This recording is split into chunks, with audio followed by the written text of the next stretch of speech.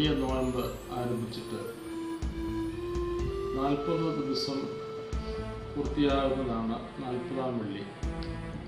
ഈ 40-ാം വെള്ളിക്ക് പ്രത്യേകമായ പ്രാധാന്യം നമ്മൾ കൽപ്പിക്കാറുണ്ട്.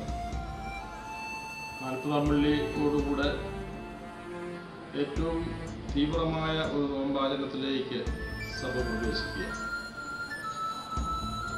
കർത്താവ് മിശിഹായുടെ പീഡാസഹനവും മരണവും പ്രത്യേകമായിട്ട് അനുസ്മരിക്കുന്ന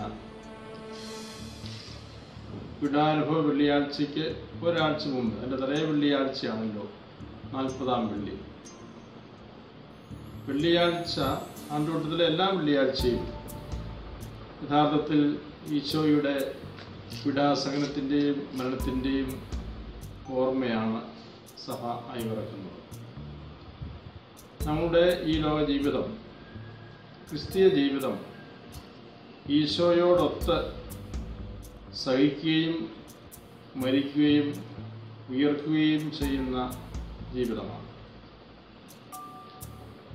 ഈ ഒരു അനുഭവത്തിലേക്ക്, മിശിഹ അനുഭവത്തിലേക്ക് ആഴത്തിൽ കടന്നു ചെല്ലുവാനുള്ള ഒരവസരമാണ് നോമ്പാചരണം.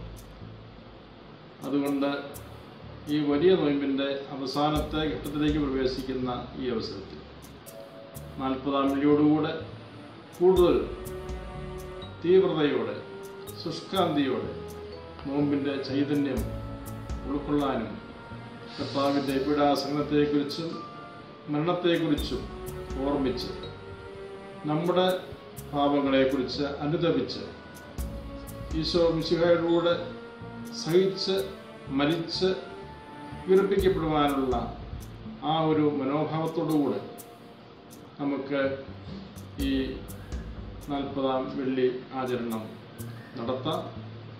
അത് നമ്മളുടെ ജീവിത നവീകരണത്തിനും യഥാർത്ഥമായ അനുരഞ്ജനത്തിനും തീർച്ചയായിട്ടും സഹായിക്കും. അങ്ങനെ ഈശോയുടെ രക്ഷാകരമായ